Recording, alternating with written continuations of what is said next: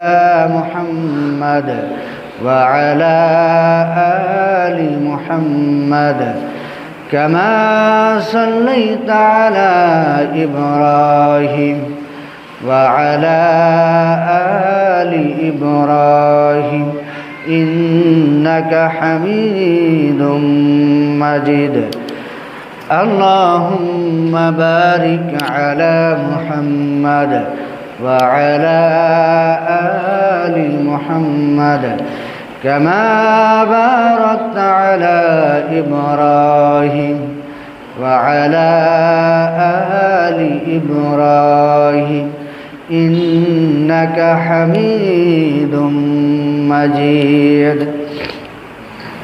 أما بعد সম্মানিত মুসল্লিবৃন্দ, সর্বপ্রথম শুকরিয়া আদায় করি মহান আল্লাহ তাআলার দরবারে, যে রব্বি করিম সুবহানাহু ওয়া তাআলা আমাদেরকে সিয়ামের শেষ রমাদানের জুমায়, শেষ জুমায়, রমাদানুল কারীমের শেষ জুমায় মসজিদে এসে তার ইবাদত, তার বন্দেগী, তার শুকরিয়া কৃতজ্ঞতা আদায় করার সুযোগ দিচ্ছেন। এই জন্য আমরা সকলেই বলি আলহামদুলিল্লাহ, বলি রব্বানা লাকাল হামদ হামদান কাসীরান তাইয়্যিবান মুবারাকান ফি। দুরূদ ও সালাম পেশ করি সাইয়্যিদুল মুরসালিন রাহমাতুল লিল আলামিনের উপরে, যে রাসূল আকরামের মাধ্যমে আমরা দুনিয়া এবং আখিরাত উভয় জগতের মুক্তির বার্তা পেয়েছি, যার মাধ্যমে আমরা সেই রাসূল আকরামের উপরে দরুদ পেশ করি। সকলেই বলি সাল্লাল্লাহু আলাইহি ওয়াসাল্লাম।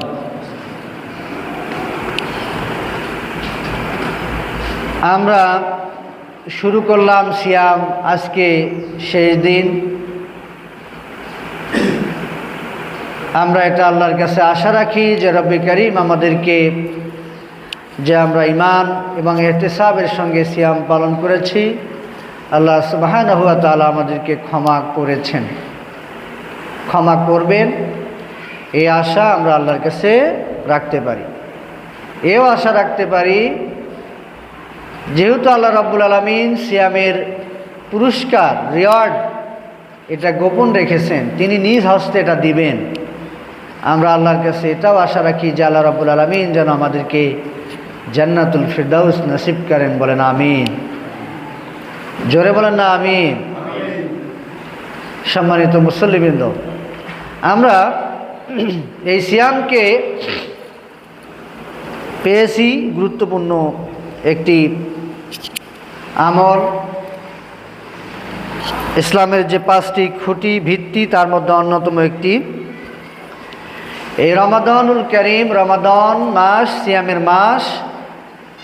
এই মাসটির গুরুত্ব অন্যান্য যে কোনো মাসের চেয়ে অনেক বেশি। কেন বেশি, এটা যদি আমরা একটু চিন্তা করি তাহলে বুঝতে পারব। আল্লাহ রাব্বুল আলামিন এই সিয়ামের, এই রমাদানুল কারীমের এই মাসে পৃথিবীর সর্বশ্রেষ্ঠ কিতাব, আসমানি কিতাব, ওহীর কিতাব, আল্লাহর কিতাব এই রমাদানুল কারীমে নাজিল করেছে, যার কারণে এই সিয়ামের মাস, এই রমাদানুল কারীমের মাসের গুরুত্ব, সম্মান অনেক বেড়ে গেছে, শুধুমাত্র এই কোরআন নাজিল হওয়ার কারণে।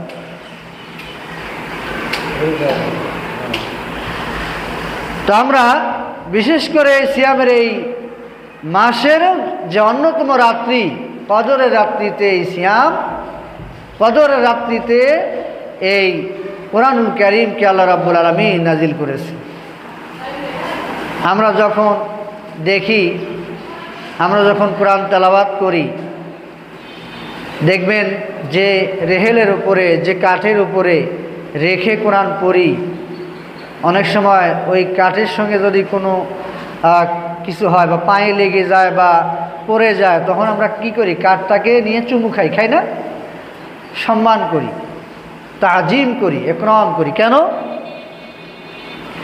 কারণ এই যে কাঠের তৈরি জিনিসের উপরে রেখে আমি পৃথিবীর শ্রেষ্ঠ কিতাব, আসমানি কিতাব, আল্লাহর কিতাব, ওহীর কিতাব, এটা আমি পড়ি, তাহলে শুধু এই কোরআনের কারণেই মূলত ওই কাঠের ওই রেহেলের সম্মানটা বেড়ে গেল। হাজারো কাঠ পড়ে আছে, হাজারো কাঠ বাড়িতে আছে, কিন্তু হাজারো প্লাস্টিক পড়ে আছে, কিন্তু আমরা ওই প্লাস্টিক কাঠকে সম্মান তাজিম করি না, করি? তাহলে কোরআনের কারণে একটা নির্জীব কাঠ কয় টাকার দাম, সেটার সম্মান বেড়ে যায়, বাড়িয়ে দেন আল্লাহ। সুতরাং এই কোরআন যদি আমরা আমাদের জীবনে অ্যাপ্লাই করতে পারি, প্রয়োগ করতে পারি, প্রতিটা ক্ষেত্রে আমরা যদি বাস্তবায়ন করতে পারি, কোরআনের বিধিবিধান মেনে নিতে পারি, কাঠের যদি সম্মান বাড়ে, তাহলে আমাদের সম্মান কি বাড়বে না? বাড়বে না কমবে? বলেন, বাড়বে। সুতরাং এটা আমাদেরকে খেয়াল রাখতে হবে, আমরা যেন বেমালুম যেন ভুলে না যাই। এই কোরআনুল কারীম যখন আল্লাহ রাব্বুল আলামিন নাজিল করলেন, তখন মক্কা এবং মদিনায় তিনটি গ্রুপ আল্লাহ রাসূল সাল্লাল্লাহু আলাইহি সাল্লামকে, ইসলামকে বেশি বিরক্ত করেছে। ইসলামের নামে দুর্নাম, ইসলামের নামে মিথ্যা অপবাদ, এগুলো ছড়িয়েছে সব সময়। তার মধ্যে একটা গ্রুপ ছিল হলো মুশরিক, আরেকটা গ্রুপ ছিল হলো মুনাফিক, আরেকটা গ্রুপ ছিল হলো ইয়াহুদি। এই তিনটা গ্রুপ এরা খুবই জ্বালাইছে আল্লাহ রাসূল। আল্লাহ রাসূল সাল্লাল্লাহু আলাইহি সাল্লামের উপরে যখন কোরআন নাজিল হয়, তারা বিভিন্নভাবে বলাবলি করে যে কোরআন মুহাম্মদ সাল্লাল্লাহু আলাইহি সাল্লাম নিজে বানায়, সুন্দর করে নিজে কথা বলে, সুন্দর করে নিজে এটা তিনি রচনা করে মানুষের সামনে ছড়ায়া দিচ্ছে। ঠিক যেমনটি সুলাইমান আলাইহিস সালামের ব্যাপারে ইহুদিরা বলে থাকে। সুলাইমান আলাইহিস সালাম তিনি যে কুরসি, তার যে মুজিজা ছিল কুরসি, যে আসনে বসে তিনি পৃথিবীর প্রান্ত থেকে ও প্রান্ত ঘোরাফেরা করতেন, এটা কি ছিল? মুজিজা না জাদু? মুজিজা। এখন সেই সময় জাদুর খুব প্রচলন ছিল, জাদুবিদ্যার প্রচলন ছিল, মানুষ জাদুবিদ্যা শিখত, জাদু প্রয়োগ করত। তো এই জন্য সুলাইমান আলাইহিস সালাম কি করলেন? এই জাদুবিদ্যার কেতাবগুলোকে, জাদুবিদ্যার যে দলিল, দস্তর, এগুলো সবগুলোকে একত্রিত করে তিনি তার যে আসন, সে আসনের ভিতরে তিনি লুকায় রাখছেন। এখন সুলাইমান আলাইহিস সালাম যখন মারা গেলেন, তখন শয়তান তাদেরকে বুঝাইল যে দেখো, তোমরা যে বলো এটা সুলাইমান আলাইহিস সালামের মুজিজা না, বরং ওই যে তার কুরসির নিচে যে জাদুর যে পাণ্ডুলিপি, দস্তর, যে কাগজপাতি, এগুলো তিনি দিয়েই তোমাদেরকে মূলত নিয়ন্ত্রণ করতেন, এগুলো মূলত মুজিজা ছিল না। এটা ইহুদিরা এভাবে তারা বুঝাইতো, এবং এটা প্রচারও করতো রাসূল সাল্লাল্লাহু আলাইহি সাল্লামের যুগে, যে এটা মুহাম্মদ সাল্লাল্লাহু আলাইহি সাল্লামের নিজের বানানো কথা, তিনি ইচ্ছা মতো এগুলো লেখেন, বানান, তিনি তো আরবের লোক। এভাবে তারা ছড়িয়ে দিত, মিথ্যা অপবাদ দিত। আল্লাহ রাব্বুল আলামিন পবিত্র কুরআনুল কারীমের ব্যাপারে আমাদেরকে জানিয়ে দিয়েছেন, আফালা ইয়াতাদাব্বারুনাল কুরআনা ওয়ালাউ কানা মিন ইনদি গায়রিল্লাহি লাওয়াজাদু ফীহি ইখতিলাফান কাসীরা। আল্লাহ রাব্বুল আলামিন বলেন, যদি এই কোরআন আল্লাহ ছাড়া অন্য কারো পক্ষ থেকে এই পৃথিবীতে নাজিল হতো, মুহাম্মদ সাল্লাল্লাহু আলাইহি সাল্লামের উপরে নাজিল হতো, তাহলে তোমরা অবশ্যই কোরআনের ভেতরে অসংখ্য অমিল দেখতে পেতে, ঝামেলা দেখতে পেতে। এজন্য আল্লাহ রাব্বুল আলামিন বলেন, আফালা ইয়াতাদাব্বারুনাল কুরআন, তোমরা কি কোরআন নিয়ে একটু চিন্তা এবং গবেষণা করবে না? তোমরা কি একটু কোরআন নিয়ে চিন্তা করবে না, একটু গবেষণা করবে না, পড়বে না? তেলাওয়াত করো, পড়ো, গবেষণা করো, একটু তাফসীর পড়ো, ব্যাখ্যা বিশ্লেষণ পড়ো, দেখো কোরআনের ভিতরে কি আছে। কোরআনের একদম শুরু থেকে লাস্ট পর্যন্ত যদি এই কোরআনের সোর্স, এই অরিজিন যদি এক জায়গায় না হতো, তাহলে দেখতা কোরআনের বিভিন্ন জায়গায় এক আয়াতের সাথে আর এক আয়াতের সংঘর্ষ হয়ে যেত, মিল থাকতো না। এবং তিনি যে আল্লাহ রাব্বুল আলামিন যে বৈজ্ঞানিক যে আয়াতগুলো নাজিল করেছেন, সমাজ সংস্কারের যে আয়াতগুলো নাজিল করেছেন, মানুষের প্রতিদিনের সামাজিক রাজনৈতিক সব প্রেক্ষাপটে যে বিধিবিধানগুলো নাজিল করেছেন, যদি এগুলো মানুষের তৈরি হতো তাহলে এগুলো চেঞ্জ করা লাগতো। আমরা যে আমাদের সংবিধান, যে আমাদের দেশের সংবিধান আছে, এই সংবিধান কি চেঞ্জ হয় না? সময়ের ব্যবধানে পরিবর্তন হয় কিনা বলেন? হয় না? হয়। দেখা যাচ্ছে এই আইন আর এখন আর খাটে না, এই বিধান আর এখন বর্তমান যুগে চলে না। কিন্তু কোরআন সেই যে নাজিল শুরু হয়ে গেছে, সেখান থেকে যে যখন কোরআন আমরা আমাদের নবী পেয়েছেন, সেখান থেকে এখন পর্যন্ত কোরআন আল্লাহ এমন করে তৈরি করেছেন, এমন করে নাজিল করেছেন, এমন করে পাঠিয়েছেন, এমন সুবিন্যস্ত করে তিনি মুহাম্মদ সাল্লাল্লাহু আলাইহি ওয়াসাল্লামের উপর নাজিল করেছেন, আমাদের জন্য পাঠিয়েছেন, যার কোনো পরিবর্তন পরিমার্জনের কোনো প্রয়োজন নাই। সুবহানাল্লাহ বলেন। এই কিতাব আমাদের কাছে আছে, এই কোরআন আমাদের কাছে আছে, ওহীর কিতাব। এটা একটু চিন্তা করতে হবে, গবেষণা করতে হবে, বুঝতে হবে, হৃদয় দিয়ে অনুধাবন করতে হবে। অন্য অন্য যে কোনো কিতাবের মতো এই কিতাব নয়। সম্মানিত মুসল্লিবৃন্দ, আমাদের উচিত এই কোরআনকে নিয়ে গবেষণা করা। আল্লাহ রাব্বুল আলামিন অন্য আরেকটি আয়াতের ভিতরে জানিয়ে দিয়েছেন, ফালা ইয়াতাদাব্বারুনাল কুরআনা আম আলা কুলুবিন আকফালুহা। তোমরা কি কোরআন নিয়ে একটু চিন্তা করবে না, একটু গবেষণা করবে না, এটাকে নিয়ে একটু বিশ্লেষণ করবে না, নাকি তোমাদের হৃদয়টাকে একদম মোহর মেরে দিয়েছো, তালা মেরে দিয়েছো? কুফলুন শব্দের অর্থ তালা, আকফালুহা, অন্তরটাকে কি তালা মেরে দিয়েছো? একটু চিন্তা করবে না? এই তালা মারার কারণে একজন মানুষ সারা জীবন অপরাধ করে, তারপরও তার ভিতরে কোনো পরিবর্তন নাই। সে জানে আমি এটা অপরাধ করতেছি, তারপরও সে ওই অপরাধ থেকে দূরে সরে আসে না। তার চোখ আছে, দেখে, নামাজ পড়ে, রোজাও করে, তারপরও বিভিন্ন অপরাধের সঙ্গে জড়িত। তার মানে কি? তার অন্তরকে, কলবকে আল্লাহ তালা লাগিয়ে দিয়েছে। এজন্য এই তালাকে খুলতে হবে। তালাকে কি করতে হবে? খুলতে হবে, পড়তে হবে। আল্লাহ নবী সাল্লাল্লাহু আলাইহি সাল্লাম যখন কোরআন পড়েন, কোরআন বুঝান, যেই রাসূলের সঙ্গে দেখা করে, কোরআনের কথা শুনে সে রাসূল সাল্লাল্লাহু আলাইহি সাল্লামের কথায় মুগ্ধ হয়ে যায়।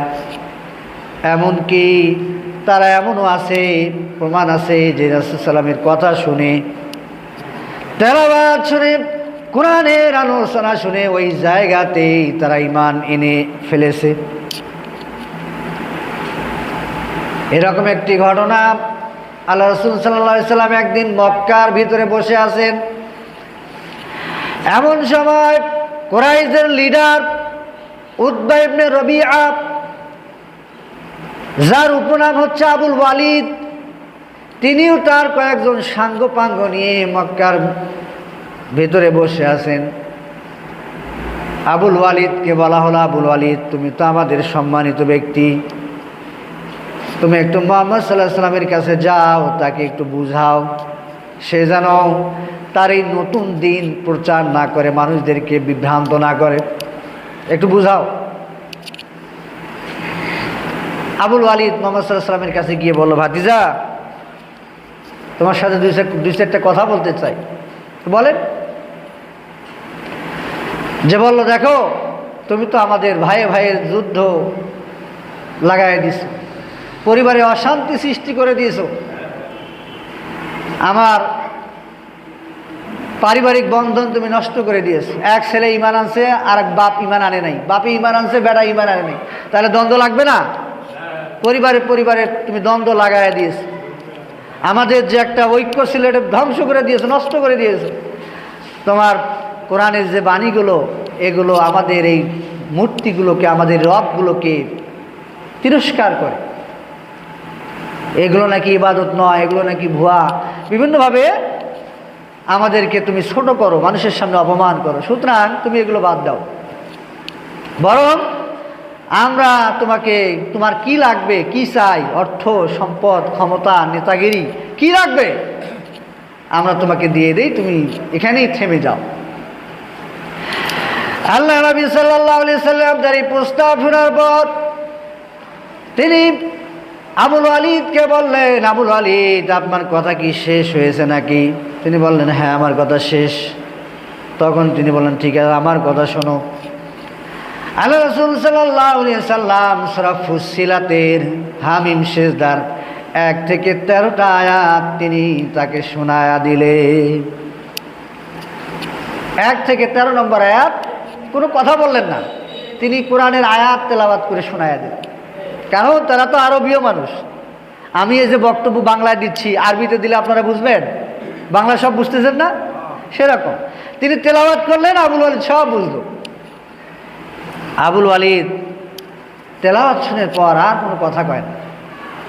এদিকে যারা বসে আছে কয়েকজন, এরা আসি খুব খুশি যে না, আবুল ওয়ালিদ মনে হয় কিছু তাকে বলছে, সে মুহাম্মদ সাল্লাল্লাহু আলাইহি ওয়াসাল্লাম মনে হয় রাজি হয়ে গেছে। কিন্তু আবুল ওয়ালিদের উতবা ইবনে রবিয়ার মুখ দেখে তারা হতভম্ব হয়ে গেল যে কি ব্যাপার, তুমি হাসি খুশি মন নিয়ে গেলা মুহাম্মাদের কাছে আর চলে আসলাম মুখ অন্ধকার করে, কারণটা কি? তখন তিনি বললেন যে দেখো, মুহাম্মদ সাল্লাল্লাহু আলাইহি ওয়াসাল্লাম কি যেন বললেন, আমি কিছুই বুঝলাম না, খালি একটা আয়াতের কথা আমি বুঝলাম। কি? আল্লাহ রাব্বুল আলামিন বলেন, فإن أعرضوا فقل أنذرتكم صاعقة مثل صاعقة عاد وثمود। সে দীর্ঘক্ষণ বেশ কিছু আয়াত আমার সামনে কি যেন কথা বলল, কিন্তু কোনো কথাই আমি বুঝলাম না, শুধু একটি আয়াতের কথা আমি বুঝলাম। এর অর্থ হচ্ছে, হে মুহাম্মদ, আপনি আমার এই কথাগুলো মানুষদেরকে জানায়া দেন, তারা যদি আমার এই কথা থেকে মুখ ফেরায় নেয়, তাদেরকে আপনি সতর্ক করেন, তাদেরকে জানায়া দেন, এমন আকস্মিক আযাব আমি তাদেরকে দিব যে আযাব আমি আদ এবং সামুদ জাতির লোকদেরকে দিয়েছিলাম। এই আযাবের কথা শুনি তার মুখ টুক সব শুকিয়ে গেছে। সে বলল, মুহাম্মদ এত কিছু বললো, আমি বুঝলাম না, শুধু এই আযাবের কথাটা আমার হৃদয়কে এমনভাবে নাড়া দিল। ওরা আবার অবাক হয়ে জিজ্ঞেস করতেছে, আবুল ওয়ালিদ কয় কি? সে আরবের লোক, সে আমাদের মধ্যে ভালো একজন জ্ঞানী মানুষ, সে বলে মুহাম্মদের কথা বোঝে না। তারপর সে অনেকক্ষণ পর তাদেরকে জানায় দিল যে দেখো শোনো, আমি মুহাম্মদের মুখে এমন কিছু কথা শুনেছি যেগুলো আমার জিন্দেগিতে আমি শুনি নাই, এবং আমার মনে হয়, আমিও আবুল ওয়ালিদ ঘোষণা দিচ্ছি, আমার মনে হয় মুহাম্মদ সাল্লাল্লাহু আলাইহি ওয়াসাল্লাম যে বিধান, যে আল্লাহর বিধান নিয়ে আসছে, এটা সাধারণ কোনো বিধান নয়, এটা আল্লাহর পক্ষ থেকে নাজিলকৃত বিধান। সুবহানাল্লাহ বলেন। তারা স্বীকৃতি দিয়েছে যে আল্লাহর কোরআন এটা সাধারণ কোনো কিতাব নয়, এটা ওহীর কিতাব।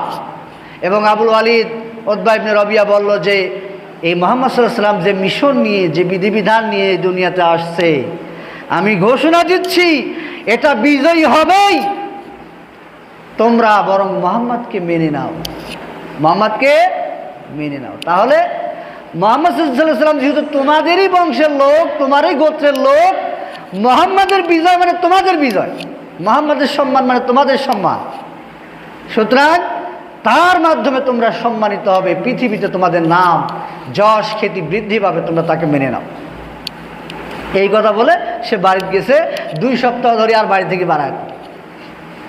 এখন আবু জেহেল আর অন্যরা খোঁজে যে আবুল ওয়ালিদ কই গেল। এমন ধারণা আবু জেহেল করেই ফেলছে যে আবু জেহেল এবং আরও অন্যান্য আবু সুফিয়ান যারা আছে এরা ধারণা করেই নিছে যে মুহাম্মদ সাল্লাল্লাহু আলাইহি ওয়াসাল্লামের দিনের উপরে আবুল ওয়ালিদ ঈমান আনছে। 7 দিন থেকে 1 সপ্তাহ থেকে 2 সপ্তাহ থেকে বাড়ি থেকে বাড়ায় না। বাড়ি যা খোঁজ নিছে, যা বলছে আবুল ওয়ালিদ কই তুমি, আমি শুনলাম তুমি নাকি মুহাম্মদ সাল্লাল্লাহু আলাইহি ওয়াসাল্লামের দিনের উপরে ঈমান আনছো। তাদের বেশ কিছুক্ষণ কথা হলো। আবুল ওয়ালিদও তিনিও কিছু তথ্য আবু জেহেলকে দিলেন, জানাই দিলেন যে দেখো এই কিতাব, এই আল্লাহর বাণী, এটা সাধারণ কোনো বাণী নয়, এটা ওহীর বাণী। এই বাণী বিজয় লাভ করবেই। আলহামদুলিল্লাহ বলেন। সেই কিতাব আমাদের কাছে আছে না নাই বলেন তো? যেটা অবিকৃত অক্ষত, যা লাউহে মাহফুজে যেভাবে আছে সেভাবে আমাদের কাছেও আছে।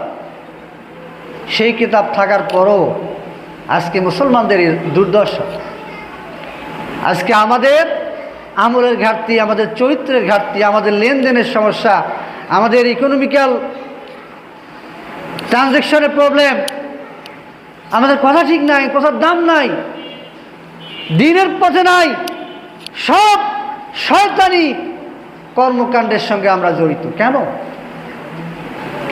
সম্মানিত উপস্থিতি, সুতরাং আমাদের চিন্তা করার সময় এসেছে, আমাদের একটু নিজেকে আল্লাহর দিকে ফিরিয়ে নেওয়ার সময় হয়েছে। সম্মানিত উপস্থিতি, আল্লাহ রাসূল সাল্লাল্লাহু আলাইহি সাল্লাম কখনো কোনো কথা তিনি নিজ থেকে কোনো কথা বলেননি, কোনো বিধিবিধান জারি করেননি। তিনি যা বলেছেন সব কিছু ওহী।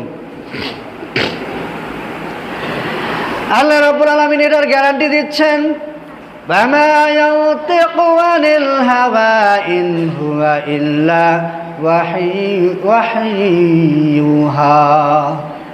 আল্লাহ বলেন মুহাম্মদ সাল্লাল্লাহু আলাইহি সাল্লাম নিজ থেকে কোনো কথা বলেন নাই, তিনি যা কিছু বলেছেন সব কিছু ওহী। এজন্য আমর ইবনুল আস রাদিয়াল্লাহু আনহু বলেন, আল্লাহ নবী যা কিছু বলতেন আমি সব কিছু লিখে রাখতাম। এটা দেখে কুরাইশরা আমাদেরকে বলল, ও আমর ইবনুল আস, তুমি যে মুহাম্মদ সাল্লাল্লাহু আলাইহি ওয়াসাল্লামের সব কথা লেখো।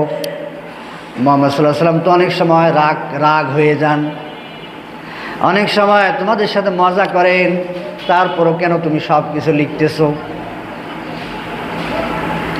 তখন এই বিষয়টি তিনি আল্লাহ রাসূল সাল্লাল্লাহু আলাইহি সাল্লামকে অবহিত করেন, ইয়া রাসূলুল্লাহ এই অবস্থা। তখন আল্লাহ রাসূল সাল্লাল্লাহু আলাইহি সাল্লাম বললেন, উক্তুব ফাওয়াল্লাযী নাফসি বিয়াদি, হে আমর ইবনুল আস, তুমি সব কিছু লিখে রাখো। সেই সত্তার শপথ যার হাতে আমার জীবন, মা ইয়াখরুজু মিনহু ইল্লা হক। আল্লাহ রাসূল সাল্লাল্লাহু আলাইহি সাল্লাম বললেন, আমর ইবনুল আস, তুমি শুনে রাখো, ওই আল্লাহর শপথ করে আমি বলি, আমি যা বলি কোনো মিথ্যা বলি না, সব কিছু সত্য বলি।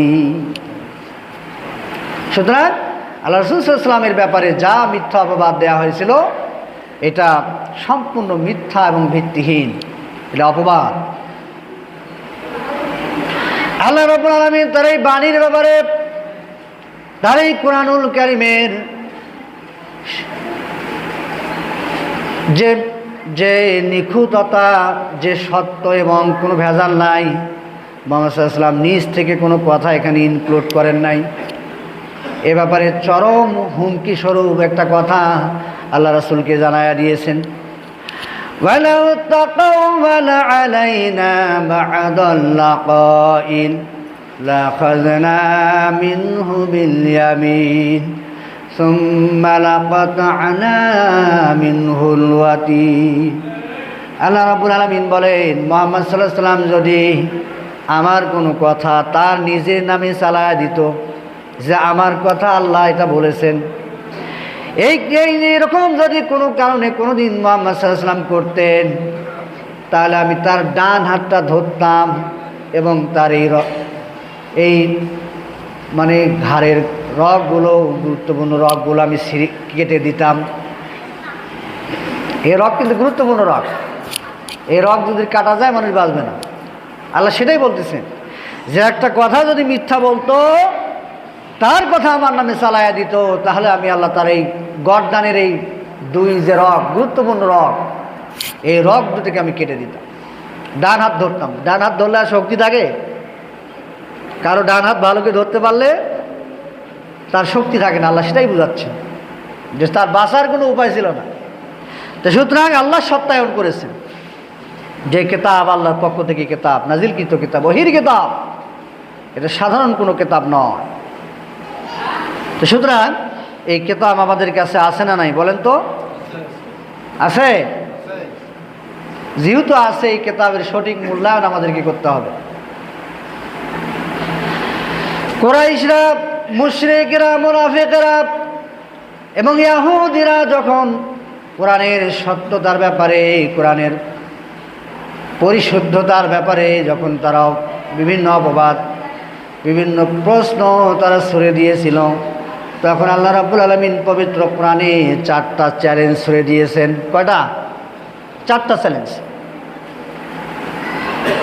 এই কোরআন এমন সময় নাজিল হয়েছিল যেখানে আরবের ঘরে ঘরে কবি, সাহিত্যিক, বুদ্ধিজীবী, জ্ঞানীগুণী, ঔপন্যাসিক ছিল।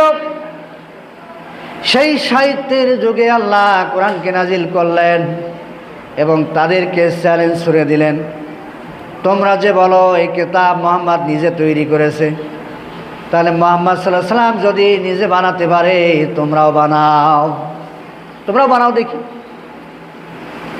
অথচ মুহাম্মদ সাল্লাল্লাহু আলাইহি ওয়াসাল্লাম পড়তে জানতেন না, লিখতে জানতেন না, এটা তারা জানে। তারপরও শুধুমাত্র ইসলামকে, দিনকে, কোরআনকে ছোট করার জন্য, মানুষের সামনে ভুলভাবে উপস্থাপন করার জন্য, মিসগাইডেড করার জন্য, মানুষকে রং ইনফরমেশন ছড়িয়ে দেওয়ার জন্য তারা এভাবে বিভিন্নভাবে অপবাদ দিত। আল্লাহ প্রথম বললেন, মুহাম্মদ যেহেতু কোরআন বানিয়েছে, তোমরা বলো, তাহলে তোমরা কোরআনের মতো একটা কিতাব বানায় নিয়ে আসো। এই চ্যালেঞ্জ মক্কার ভিতরে, মক্কা জীবনে 3টা চ্যালেঞ্জ দিয়েছিল, আর মদিনায় একটা, 4টা চ্যালেঞ্জ। বলো যে কোরআনের মতো তোমরা একটু বানাও দেখি, পারে নাই। চ্যালেঞ্জ নেওয়ার কেউ সাহস পায় নাই। 2 নম্বর চ্যালেঞ্জ আল্লাহ বললেন, ঠিক আছে, কোরআনের মতো একটা, পুরাটা না পারো, অন্তত 10টা সূরার মতো সূরা কোরআনের মতো বানাও দেখি, পারো নাকি? পারে নাই, তারা ফেল মারছে। তারপর আল্লাহ বলছেন, ঠিক আছে, 10টা লাগবে না, একটা সূরা নিয়ে আসো কোরআনের মতো, একটা সূরা, এরকম শব্দের গাঁথনি, এরকম মিল। তোমরা তো বড় বড় কবি, সাহিত্যিক, এবং সেই যুগে সাবআ মুআল্লাকা, বড় বড় যে কবিদের কবিতাগুলো কাবা শরীফের দেয়ালের মধ্যে ঝোলায় রাখা হতো। তারা কবিতা নিয়ে, উপন্যাস নিয়ে, গল্প নিয়ে তারা গর্ব অহংকার করত। মেলা বসতো, এখন আমাদের যেমন বই মেলা হয় না, সে সময় তাদের বই মেলা হতো, সেখানে পুরস্কার দেওয়া হতো। তাহলে সেই যুগে আল্লাহ তাআলা বললেন যে ঠিক আছে, কোরআনের মতো একটা সূরা নিয়ে আসো। এখন তো আরো ডেভেলপ হয়েছে। এই চ্যালেঞ্জকে আল্লাহ উঠায় নিছে যে না, এখন তো এগুলো পারবে না, এখন দরকার নাই, এগুলো উঠায় নি। এরকম বাদ আছে, কোরআনে বাদ আছে, এখনো আছে স্টিল। মদিনা গিয়ে আল্লাহ তাআলা বললেন যে ঠিক আছে, যদি কোরআনের মতো একটা সূরা নিয়েও নাও আসতে পারো, ফালিআতু বিহাদিসিম মিসলিহি, কোরআনের মতো একটা প্রবাদ, একটা বাণী, একটা কোনো কিছু নিয়ে আসো, দেখাও দেখি আমাকে কোরআনের সমতুল্য হয়েছে। পারে নাই। এই চ্যালেঞ্জ কেউ নিতে পারে নাই, কেউ সাহসও করেনি। এত শব্দের গাঁথনি, কোরআনের শুধু ফুনুনুল কোরআন, এর উপরে পিএইচডি ডিগ্রি হয়।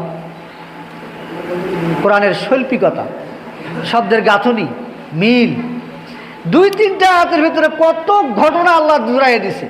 ওখানেই ফিরাউন, ওখানেই মূসা, ওখানেই নেই কিয়ামত, ওখানে আখিরাত, এরকম করে কেউ পারবে না এত সুন্দর মিল করে বয়ান করতে, লিখতে পারবে না। সেই কোরআন আমাদের কাছে আছে না নাই বলেন? আছে? বিশ্বাস হয় যে এটা ওহির কিতাব, আল্লাহর কিতাব? তাহলে এটা কি ওই মহাব্বত করিয়া চুমু খায়া বান দিয়ে একেবারে ডিজাইন করে রাখলে হবে না? পড়তে হবে, গবেষণা করতে হবে। পড়বো, গবেষণা করবো ইনশাল্লাহ। কথা বলেন, করব? ঠিকানা টিভির একজন মহিলার ধারাভাষ্য নিচ্ছে, তো বলতেছে, খালা বলেন তো কুলহু আল্লাহু আহাদটা বলেন তো ঠিক মতো। কুলহু আল্লাহু আহাদ কয়া কি কি কইতেছে মানে কোনো মিল নাই, নতুন করে যেন আবিষ্কার করতেছে। এরকম আমাদের অনেকেরই আছে, আপনারা মন খারাপ করেন না। অনেকেই আছে যাদের তেলাওয়াত ঠিক নাই, কোরআন পড়তে পারেন না, দেখে পড়তে পারেন না, তেলাওয়াত ঠিক নেই। যা 2-4টা সূরা মুখস্থ করি, অনেকে কায়দা করি নামাজ কালাম পড়েন, এটা তো বুঝি আমরা। কোরআন পড়তে পারেন না, কিন্তু কায়দা করে 2-4টা কোনো রকম টাইনে মুখস্থ করছেন, তাও আর ভুল। তাহলে এই যে ঐশী কিতাব, এই যে আসমানি কিতাব, এই যে জিবরাইল এই যে নিয়ে আসছে আল্লাহ রসুলের উপরে, যে কোরআন এত শক্তিশালী চ্যালেঞ্জ ছড়ে দিয়েছে, যে কোরআনের কাছে মাথা নত করতে বাধ্য। বাংলাদেশের একজন নির্মাতা, কি যেন নাম, সে বলতেছে আমি কোরআনের যে বৈজ্ঞানিক ব্যাখ্যা, কোরআনের যে বৈজ্ঞানিক আয়াত, বলছে এগুলোর আমি ভুল প্রমাণ করতে গিয়ে আমি কোরআনের কাছে আত্মসমর্পণ করেছি। সুবহানাল্লাহ বলে।